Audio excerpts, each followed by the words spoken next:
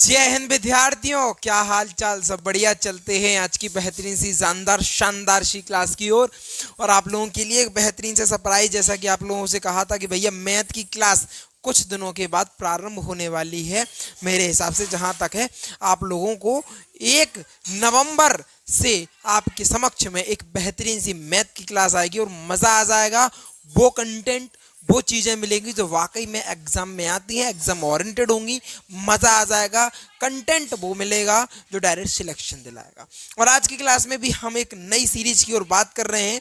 आज से हम पीवाई के ऊपर बात करेंगे। रेलवे में जितने भी पीवाई को लगभग 103 100 लगभग 100 150 समथिंग सेट हैं, इन सारे सेटों का स्तूपड़ा हम साफ करवाएंगे। आपके सामने बेहतरीन सी क्लास रहेंगी। आज की क्लास बहुत बेहतरीन होगी मेरे सिर से नियो। और याद रखना, मैं बड़ी महत्वपूर्ण बात कह रहा हूँ, जिन बच्चों ने इन क्लासों को रेगुलर ले लिया, सिलेक्शन की गारंटी 100 है। समझ लो, सिलेक्शन होना ही होना है। बढ़िया ताबड़तोड़ तरीके से आ जाओ, तोड़ फोड़ कर देते हैं, मार्केट में तहलका सा मचा देंगे मेरे सिर से नियो। बाकी कहीं कोई दिक्कत वाली बात नहीं है। स्टार्ट करते हैं आज की क्लास। भैया सबसे बड़ी बात, अगर अपने पिता की फिक्र को फक्र में बदलना चाह रहे हो और सोच रहे हो जीवन में एक बड़ा मुकाम हासिल करें, तो सीधा जुड़ जाओ गुरुकुल उन्नति से। अगर आप बहुत दूर हैं, यहाँ पर नहीं आ पा रहे हैं, सबसे बड़ी बात, अगर आप झांसी में रहते हैं, अगर आप मेरे शेर सीनियो, अगर आप झांसी में रहते हैं, तो स्वागत है आपका। वेलकम टू गुरुकुल उन्नति। हमारे ऑफलाइन सेंटर में विजिट करिए और पढ़ाई करिए, एक बेहतरीन सा मुकाम हासिल करिए। एड्रेस बड़ा गांव गेट बाहर, नारंग बाग तिरहा, झांसी, हमारे ऑफलाइन सेंटर का ये आपको मिल जाएगा एड्रेस है। भैया झांसी में रहते हो तो सीधा भैया ऑफलाइन सेंटर में जुड़ के देखो, कंटेंट वो मिलता है। देखो, ऐसा नहीं है कि ऑनलाइन में जो टीचर पढ़ा रहे वो ऑफलाइन नहीं पढ़ा रहे, है ना। और सबसे बड़ी बात, एक बहुत अच्छी बात बता रहा हूँ बेटा, लोग क्या करते हैं कि जो मेन टीचर होता है, जैसे कुछ ब्रांचेस डली हैं, मतलब टीचरों की जो ऑनलाइन पढ़ाते हैं, उनकी ब्रांच, लेकिन वो पढ़ाते ही नहीं है, ऑफलाइन में नहीं पढ़ाते। वो केवल ऑनलाइन पढ़ाएंगे और कहीं और से दिल्ली वगैरह से पढ़ा रहे होंगे, वो ऑफलाइन में नहीं मिलेंगे। लेकिन मैं आपको बता दूं, झांसी के ऑफलाइन सेंटर में खुद सारी क्लासें ले रहा हूँ। बाकी कहीं कोई दिक्कत वाली बात नहीं है। आप अधिक जानकारी के लिए भैया 70525151 पर विजिट कर सकते हैं, कॉल कर सकते हैं और सारी जानकारी को ले सकते हैं। हमारे टेलीग्राम ग्रुप से भी आप ज्वाइन हो सकते हैं। हमारा टेलीग्राम ग्रुप जो है वो गुरुकुल उन्नति के नाम सर्च करेंगे मिल जाएगा। हमारे इंस्टाग्राम को जाके फॉलो कर लीजिएगा, गुरुकुल उन्नति के नाम से मिलेगा, तो बढ़िया से फॉलो वॉलो करो, कहीं कोई दिक्कत वाली बात नहीं है। आज का पहला क्वेश्चन ताबड़तोड़ क्वेश्चन है, अगर दम है तो करके बता दो। बहुत तगड़ा क्वेश्चन देखने को मिल रहा है। पहला क्वेश्चन कह रहा है कि बताओ, जिप्सम को गर्म करके एक रासायनिक यौगिक एक्स तैयार किया गया। मतलब अभी हमें रासायनिक यौगिक पता नहीं है कि भाई वो रासायनिक जो यौगिक है वो कौन सा है और वो रासायनिक यौगिक क्या है, ये अभी हमें जानकारी नहीं है। अगर हम आगे की बात करें मेरे सिर से न्यू, याद रखिएगा, वो कह रहा है कि जिप्सम को गर्म करके एक रासायनिक यौगिक यानी एक्स तैयार किया जाता है। यह एक सफ़ेद चूर्ण है और इसका उपयोग, आपको बता दें, अग्निरोधी पदार्थों के रूप में किया जाता है। वो एक्स यौगिक क्या है? बहुत सुंदर, बहुत बेहतरीन क्वेश्चन है। वो कह रहा है कि देखो, अगर बात करें रिएक्शन भी मैंने आपके सामने रखी है, 2HCaSO4.2H2O का जब विलयन तैयार किया जाता है और उसको 393 केल्विन पर रखा जाता है, तो भैया आपको बता दें 2CaSO4.H2O प्लस 3H2O यहाँ पर देखने को मिलता है। तो इससे क्या बनता है? कहना सर, इससे प्लास्टिक ऑफ पेरिस बनता है। क्या बनता है? प्लास्टर ऑफ पेरिस का निर्माण होता है। क्या बनता है? प्लास्टर ऑफ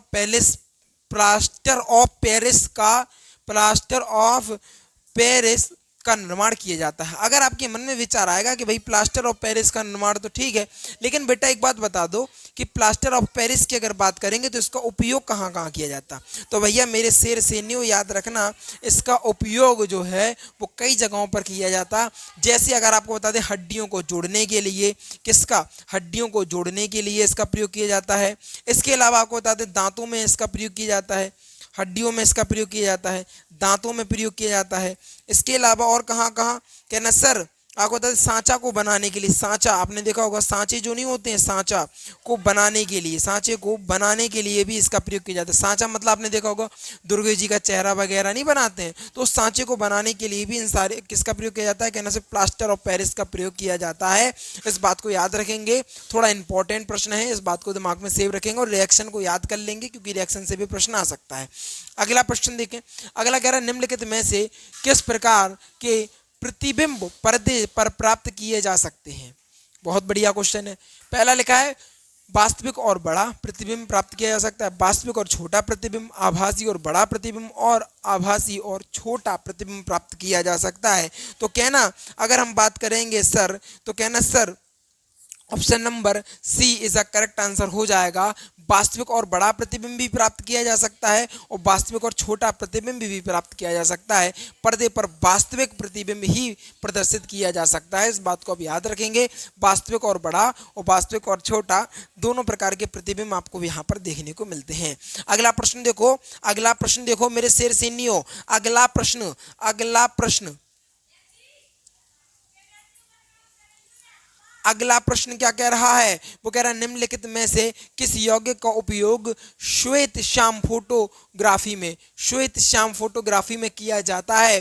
तो भैया ये कौन नहीं जानता इस प्रश्न का आंसर, बहुत बढ़िया प्रश्न है। वो कह रहा है निम्नलिखित में से किस यौगिक का प्रयोग, बहुत बढ़िया प्रश्न है। सबसे पहले इस बात को याद रखेंगे कि बताओ निम्नलिखित में से, निम्नलिखित में से आपको बता दें निम्नलिखित में से किस यौगिक का प्रयोग श्वेत श्याम फोटोग्राफी में किया जाता है। कहना से सिल्वर क्लोराइड और सिल्वर ब्रोमाइड का प्रयोग किया जाता है। Option number D is the correct answer. Silver chloride और सिल्वर ब्रोमाइड का प्रयोग दोनों में किया जाता है, इस बात को हम याद रखेंगे। अगर मैं आपसे पूछूं सिल्वर क्लोराइड, तो सिल्वर क्लोराइड की अगर बात करेंगे तो सिल्वर क्लोराइड को दवाइयों में इसका प्रयोग किया जाता है, इस बात को आप विशेष रूप से याद रखेंगे, ठीक है। और सिल्वर ब्रोमाइड को किस में किया जाता है, कहना फोटोग्राफी में अवरक्त किरणों के रूप में भी इसका प्रयोग किया जाता है, इसको हम याद रखेंगे, कहीं कोई दिक्कत नहीं है। अगला प्रश्न देखो, अगला प्रश्न बहुत ताबड़तोड़ आ गया, बहुत बढ़िया प्रश्न है, इस पर हम बात कर लेते हैं। वो कह रहा है कि बताइए एक धारावाही परिनालिका के लिए इनमें से कौन सा कथन सही है। तो भैया आपको बता दें इनमें से कौन सा कथन सही, तो कहना इसका उपयोग मृदु लोहे के टुकड़ों को चुंबकित करने के लिए किया जा सकता है, ठीक है भाई।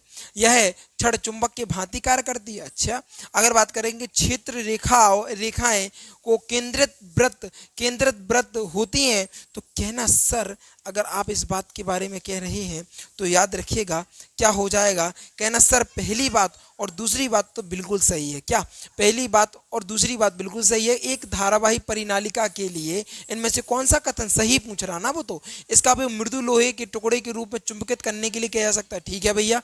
यह छड़ चुंबकीय की भांति पर कार्य करने लगती है, ये भी ठीक है। इन्हें ए और बी पहला और दूसरा देख लो, पहला और दूसरा ये हो गया, option number C is the correct answer. AIDS का पूर्ण नाम बहुत इंपॉर्टेंट है मेरे शेर सैनियों, इनको हम नोट करके चलेंगे कि भैया एड्स का पूरा नाम क्या होता है। कहना सर एड्स की अगर बात करेंगे तो इसका कहना sir acquired immuno deficiency syndrome इसका फुल फॉर्म होता है, बहुत फेमस है ना, एक्वायर्ड इम्यूनो डिफिशियंसी सिंड्रोम इसका करेक्ट आंसर देखने को मिलेगा। एड्स भैया बचाव दल, ध्यान रखो भैया, एक बीमारी है एड्स, ये बहुत खतरनाक बीमारी होती है भैया, है ना। एक बीमारी होती है HIV और एक होती है AIDS. Difference of HIV and AIDS में अंतर क्या है ये बता दो, अंतर होता कि नहीं होता ये भी बता दो भाई। अगर बात करें न्यूलैंड के अष्टक नियम में पहला तत्व कौन सा था, देखो न्यूलैंड ने अष्टक नियम में क्या कहा था। न्यूलैंड देखो आपको बता दें सबसे पहले तत्वों की जब खोजें चल रही थी ताबड़तोड़ तरीके से, तब आपको बता दें कि जब तत्वों की खोजें चल रही थी तो सब अपने अपने मॉडल दे रहे थे, अपने अपने नियम दे रहे थे। जैसे थॉमसन ने अपना तरबूज मॉडल दिया, उन्होंने कहा जो आपको बता दें जो तरबूज होता है वो एक तरीके से आपको छोटे छोटे जो उसमें आपको बीज देखने को मिलते हैं वो क्या है, कहना सर वो परमाणु देखने को मिलते हैं।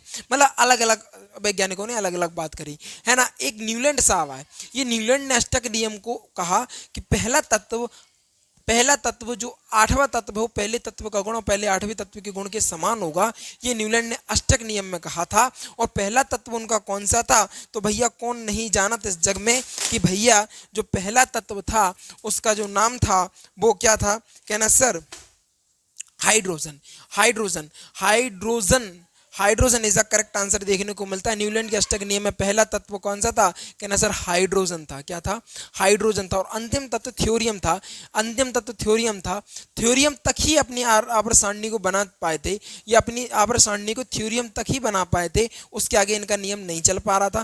देखो उनका कहना था ये पहला तत्व, ये दूसरा तत्व, ये तीसरा, ये चौथा, ये पांचवा, ये छठवा, ये सातवां और ये आठवां। आठ का जो आठवां तत्व, इसको सुरों से भी जोड़ा गया। आठ सा रे गा मा पा धा नी सा, है ना। इनको आठ सुरों वाले तत्व के नाम से भी जाना जाता है, इस बात को हम याद लीजिए। न्यूलैंड ने अष्टक नियम दिया था और उन्होंने कहा था पहला तत्व आठवें तत्व के समान देखने को मिलेगा, ये न्यूलैंड ने बताया था। और उन्होंने एक बढ़िया तरीके से क्रम में सजाने का काम किया था, आवर्त सारणी को बढ़िया तरीके से आवर्त सारणी को सजा दिया था इस तरीके से कुछ, है ना। तो ऑप्शन क्या हो जाएगा? हाइड्रोजन और थ्योरियम। अगला प्रश्न, निम्नलिखित में से कौन सा जीव निम्नलिखित में से कौन सा जीव समूह पर्यावरण को स्वच्छ रखने में सहायता देता है? तो भैया आपको बता दें, समूह पर्यावरण को स्वच्छ रखने में सहायता कौन देता है? तो जल्दी से बता दो भैया, है ना। आपको बता दें क्या हो जाएगा, कहना जीवाणु और कवक। जीवाणु और कवक। कवक को अगर बात करेंगे, कवक से होने वाले रोग, जैसे आपको देखा होगा फंगल इन्फेक्शन हो गया, आपको डेंड्रफ हो गया, ये सब क्या है? फंगल है। क्या है ये बेटा? फंगल है। और आपको बता दें फिर हो गए आपके जीवाणु। तो जीव समूह पर्यावरण को स्वच्छ रखने वाली सहायता कौन करते हैं? कहना सर आपको बता दें कवक और जीवाणु। कवक और जीवाणु इज अ करेक्ट आंसर देखने को मिलता है। अगला प्रश्न क्या रहा है? अगला प्रश्न क्या कह रहा है? अगला प्रश्न कह रहा है कि बताइए गोलीय दर्पण के मुख्य अक्ष के बारे में इनमें से कौन सा कथन सही है? गोलीय दर्पण के मुख्य अक्ष के बारे में इनमें से कौन सा कथन सही है? पहला कथन कह रहा है कि भैया यह दर्पण पर अभिलंब होता है। बिल्कुल सही बात है भैया, बिल्कुल सही बात है। आपतित बिंदु हमेशा मुख्य अक्ष पर स्थित, ये नहीं है बात, बिल्कुल सही नहीं। अगर बात करेंगे मुख्य फोकस हमेशा मुख्य अक्ष पर स्थित होता है, कहना सर ये भी ठीक है। तो कौन सा? पहला और तीसरा। देख लो कौन से में, option number D is the correct answer. अगला देखो, आपको बता दें कशेरुकीय की यकृत कोशिकाओं में आपको बता दें SER द्वारा कौन सा महत्वपूर्ण कार्य किया जाता है? तो आप बता दीजिएगा बढ़िया तरीके से, कौन सा कार्य किया जाता है? कहना सर आपको बता दें औषधियां और विषों को आपको बता दें निर्विषीय करने के लिए। मतलब बहुत अच्छा क्वेश्चन है, आप इस बात को याद रखेंगे, बढ़िया क्वेश्चन है, आप याद कर सकते हैं। विद्युत मोटर का कौन सा भाग उसके प्रभावित धारा के प्रभाव की दिशा को उलट देता है? विद्युत धारा आपको बता दें विद्युत मोटर क्या करता? कहना सर ये आपको बता दें कि विद्युत ऊर्जा को यांत्रिक ऊर्जा में कन्वर्ट करता है। पहले तो ये समझ लीजिए ये क्या करता है। कहना सर ये विद्युत ऊर्जा को यांत्रिक ऊर्जा में परिवर्तित करता है। यांत्रिक ऊर्जा में परिवर्तित करता है। यांत्रिक ऊर्जा में परिवर्तित करता है, इस बात को हम याद रखेंगे बढ़िया तरीके से। तो क्या हो जाएगा? विद्युत मोटर का कौन सा भाग? क्या ना विद्युत ऊर्जा को यांत्रिक ऊर्जा में कन्वर्टेशन करता है। ये तो विद्युत मोटर की बात हो गई, लेकिन वो अलग ही लेवल पर क्वेश्चन पूछ रहा। वो कह रहा है कि विद्युत मोटर का कौन सा भाग है जिसमें प्रभावित धारा प्रभाव की दिशा को उलट देता है, ये प्रश्न कह रहा है। तो कहना सर इसका जो आंसर रहने वाला है वो रहेगा आपको बता दें विभक्त वलय, यानी option number C is a correct answer. अगला प्रश्न देखो, बल्ब के फिलामेंट से प्राप्त करने के लिए अत्यंत पतला एवं लंबा तार बनाया जाता है, वो क्या होता है? तो देखो भैया आपको बता दें बल्ब के, तो सबसे पहले आप समझो कि बल्ब में अगर बात करेंगे इस टोंटी में जो टाँकी लगी रहती है उसको रांगे की टाँकी बोलते। पूछ लेता है ये चित्र में सवाल दे देगा और पूछ लेगा, तो भैया ये रांगे के टाँकों का प्रयोग किया जाता है। इसके अलावा अगर हम बात करेंगे इसमें दो तार लगे होते हैं और इसमें जो फिलामेंट लगा होता है वो किसका? टंगस्टन का लगा होता है। किसका? टंगस्टन का लगा होता है, इस बात को हम याद रखेंगे। इसके अलावा इसकी अगर वो पूछ रहा है कि भैया जो पतला सा ये वायर जो लगा हुआ है वो कह रहा है वो क्या होता है, मतलब उसमें क्या रहता है? उच्च प्रतिरोध होता है, उच्च धारा होती है, उच्च प्रतिरोधकता होती है या उच्च वोल्टेज होता है, ये प्रश्न कह रहा है। कहना सर ये उच्च प्रतिरोध होता है, इस बात को हम याद रखेंगे। उच्च प्रतिरोध होता है। उच्च क्या होता है बेटा? प्रतिरोध होता है, इस बात को हम याद रखेंगे। अच्छा इसके अंदर कौन सी? कहना सर आपको बता दें इसमें अक्रिय गैसें भरी जाती हैं। ऑप्शन में अक्रिय रहे तो अक्रिय लगा देना, नाइट्रोजन रहे तो नाइट्रोजन लगा देना, ठीक है, इस बात को याद रखेंगे, ठीक है। बाकी कोई दिक्कत नहीं, ये किसके बने होते हैं, रांगे के लग बने होते हैं। इसके अलावा आगे की बात करेंगे, जब परमाणु क्रमांक और नाभिकीय आवेश तब नाभिक और संयोजी इलेक्ट्रॉनों के बीच में आकर्षण बल डॉट डॉट डॉट, इसीलिए Li से F तक के परमाणु की त्रिज्या, क्या बात है, बहुत भयंकर वाला, लिख लो, ताबड़तोड़ वाला प्रश्न है बेटा, छपेगा, क्या छपने वाला प्रश्न है और बहुत बेहतरीन प्रश्न देखने को मिल रहा है। इस प्रश्न की अगर हम बात करेंगे तो इस प्रश्न का जो उत्तर रहने वाला होगा वो क्या होगा, ये बता दो। अगर एक बार प्रश्न को पढ़ लेते हैं बढ़िया तरीके से, वो कह रहा है जब परमाणु क्रमांक बढ़ता है, क्योंकि भाई सब में लिखा है तो बढ़ता है, जब परमाणु क्रमांक बढ़ता है और नाभिकीय आवेश, अगर परमाणु क्रमांक बढ़ेगा तो नाभिकीय आवेश भी बढ़ेगा, नाभिकीय आवेश भी बढ़ता है और नाभिक और संयोजी इलेक्ट्रॉनों के बीच में आकर्षण बल भी क्या होगा, वो भी बढ़ेगा ही, क्या होगा, वो भी बढ़ता ही है। इसलिए Li से F तक के परमाणु जो त्रिज्या होती है वो कैसी होती है, वो घटती है। कैसी है भैया, घटती है। इस बात को याद रखिएगा कि जब परमाणु क्रमांक बढ़ता है तो नाभिक का आवेश भी बढ़ता है, और जब नाभिक का आवेश भी बढ़ता है तो नाभिक और संयोजी इलेक्ट्रॉनों के बीच में आकर्षण बल भी बढ़ता है। इसी प्रकार अगर बात करेंगे तो Li से F के बीच में जो परमाणु त्रिज्या दी गई है, अब वो Li से जब F की तरफ जाएंगे तो परमाणु त्रिज्या क्या हो जाएगी, घट जाएगी। ऑप्शन देख लो कौन सा, बढ़ता है बढ़ता है बढ़ता है बढ़ता है बढ़ता है बढ़ता है घटता है, ये हो गया। Option number C is a correct answer. बहुत महत्वपूर्ण प्रश्न था बेटा, दिमाग में सेव करके रखिएगा, दम है तो इन प्रश्नों को सॉल्व करके तो बताओ। बहुत ताबड़तोड़ प्रश्न लेके आ रहा हूं। एक धुएं से भरे कमरे में प्रवेश करने पर प्रकाश की एक बारीक किरण इनमें से किसके कारण दिखाई देती है। बहुत बढ़िया प्रश्न है।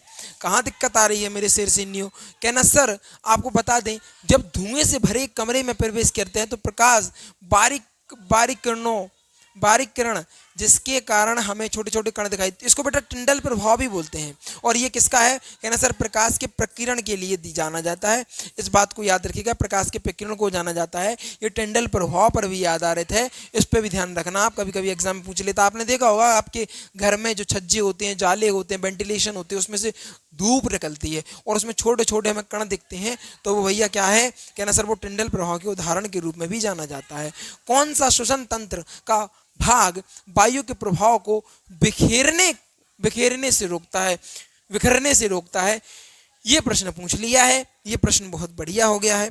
अब आपको बता दें तो कौन होगा ये बता दे रहे हैं, लेकिन सबसे पहले अगर बात करें श्वसन तंत्र की तो सबसे पहले आता है नासा छिद्र। सबसे पहले नासा, इसको नासा छिद्र बोला जाता है, इसको नासिका कपाट, नासा छिद्र, नासिका कपाट, ग्रसनी, श्वास, आपको तो श्वास नली, ब्रोंकाई, ब्रोंकोलिस्ट, वायु कोष्ठक और रुधिर, ये क्रम पूछ लेते हैं कभी कभी, तो आप याद रखिएगा।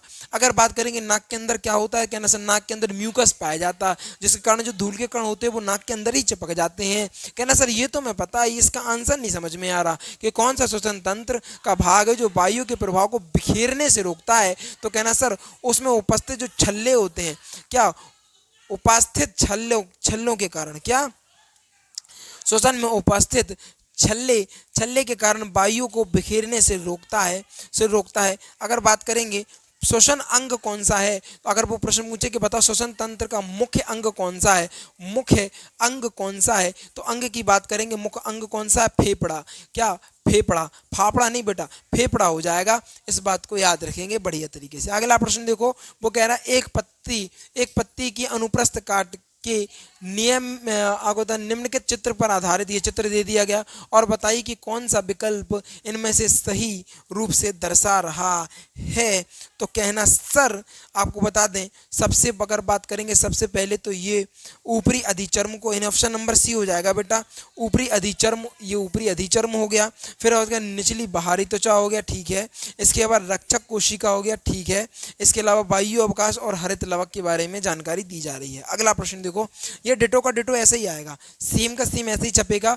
मैं स्क्रीनशॉट लेके दिखा दूंगा बेटा, सेम का सेम कंटेंट यही का यही देखने को मिलेगा।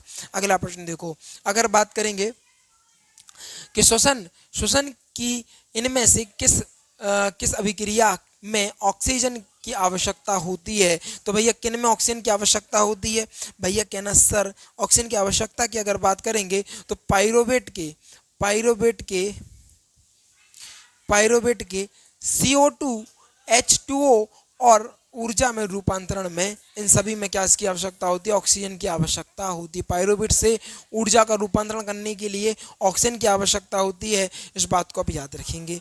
अगला प्रश्न देखो, अगला प्रश्न देखो, निम्नलिखित में से ओम का नियम, ओम का नियम कौन नहीं जानत इस जग में, मोस्ट इंपॉर्टेंट है मेरे शेर, मोस्ट इंपॉर्टेंट की श्रेणी में रखो, क्या हो जाएगा, V बराबर IR, ये ओम का नियम है।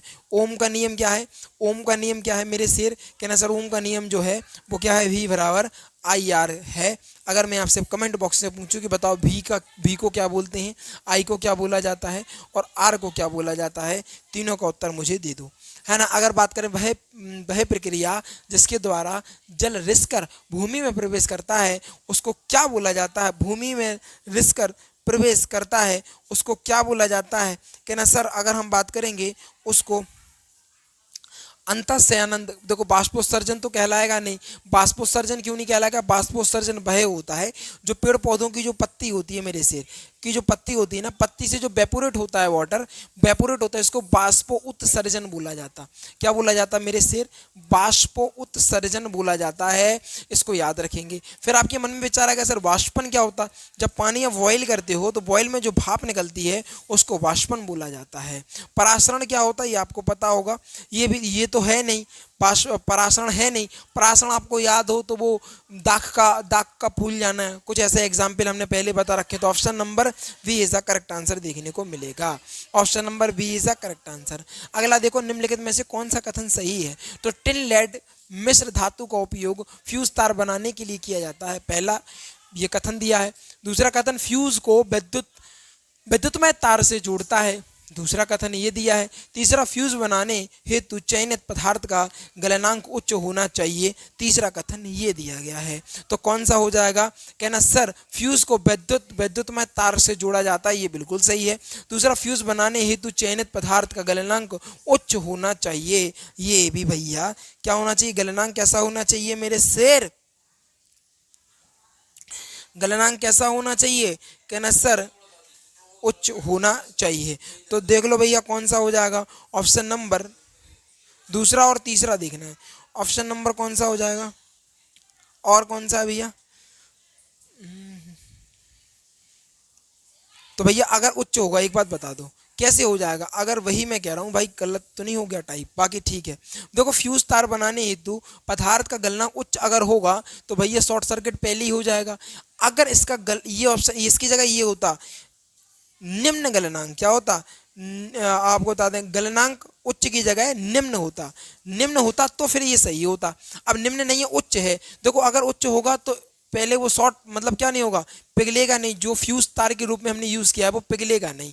अब पिघलेगा नहीं तो पूरी लाइट वायरिंग जो होगी पूरी जल जाएगी, इसीलिए उसका गलनांक निम्न होना चाहिए कि जल्दी गल जाए जिससे शॉर्ट सर्किट होने से बच जाए। तो भैया ये तो है नहीं, टिन और लेड मिश्र धातु का फ्यूज तार बनाने में क्या ठीक है, ये भी ठीक है, यानी पहला और दूसरा किस में है देख लो, पहला और दूसरा दोनों, option number C is the correct answer.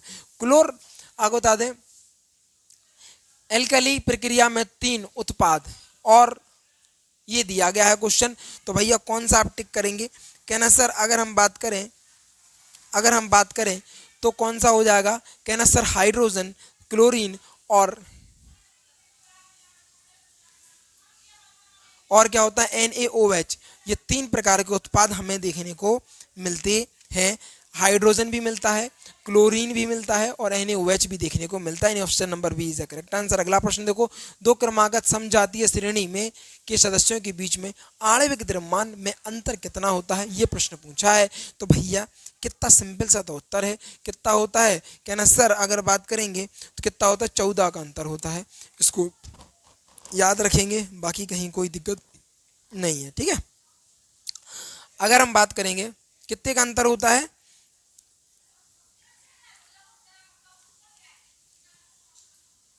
14 का अंतर होता है। अगला प्रश्न देखो, अगला प्रश्न कह रहा है कि बताइए निम्नलिखित असंतुलित समीकरण द्वारा, प्रश्न एक बार पढ़ लो मेरे सिर से नहीं हो, थोड़ा सा 1 मिनट पढ़ना प्रश्न को।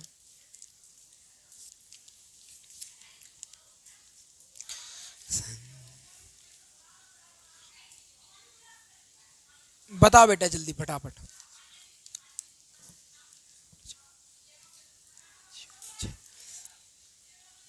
चलो बता दो, निम्नलिखित में से सब पढ़ लिया होगा, एक्सपेक्टेशन तो यही है। निम्नलिखित में से प्रकार प्रकाश संश्लेषण क्रमागत जल और कार्बन डाइऑक्साइड में, ठीक है कोई दिक्कत नहीं है। तो क्या हो जाएगा कहना, देखो एक हो जाएगा आपका H2O हो जाएगा आपका। इसके अलावा ये बढ़िया सी पूरी देखने को मिलता है। और ये क्या है, वो कह रहा है कि बताओ सूर्य के प्रकाश में क्लोरोफिल की उपस्थिति में क्या होता है। तो भैया आपको बता दें 6 और 6 देखने को मिलता है। Option number C is the correct answer. कितने जल के और कितने कार्बन डाइऑक्साइड के ना, 6 कार्बन के और और और 6 जल के, 6 कार्बन डाइऑक्साइड के और 6 जल के अणु देखने को मिलते हैं। ये प्रश्न था और कुछ नहीं है। यदि एक आपतित प्रकाश की किरण अवतल दर्पण पर वक्रता केंद्र से गुजरती है तो आपतित किरण और परावर्तित किरण के बीच में बनने वाले को बराबर होगा कौन, बताना है। ये आप लोग बताना कमेंट बॉक्स में। ये था भैया आज का लास्ट प्रश्न और ताबड़तोड़ वाली क्लास थी आज की। और आज ना जो स्टैंडर्ड वाइज प्रश्न थे मैंने थोड़ा सा स्टैंडर्ड इंक्रीज कर दिया और बढ़िया प्रश्न देखने को मिले। आशा ये है कि समझ में आया होगा। आपको बताते हैं, अगर आप SSC, MTS, CGL, CHSL, GD, PT, police, railway, RO या एनटीपीसी जैसे किसी भी वनडे एग्जाम की प्रिपरेशन करना चाह रहे हैं तो भैया जुड़ जाइए गुरुकुल उन्नति से। गुरुकुल उन्नति यानी भरोसा, और भरोसा यानी सफलता की गारंटी। कंटेंट वो पढ़ाया जाएगा जो डायरेक्ट सिलेक्शन दिलाएगा और शानदार तरीके से आपको चीज़ें पढ़ाई जाएंगी, ठीक है। बाकी कहीं कोई दिक्कत नहीं है। अगर चीज़ें बढ़िया लगी, शानदार लगी, जल्दी से वीडियो को लाइक कर लीजिएगा, चैनल को सब्सक्राइब कर लीजिएगा और शेयर करके आइएगा अपने यार दोस्तों और चाहने वालों के साथ। मिलते हैं अगली क्लास में, जब तक के लिए जय हिंद, जय भारत। Thanks for watching.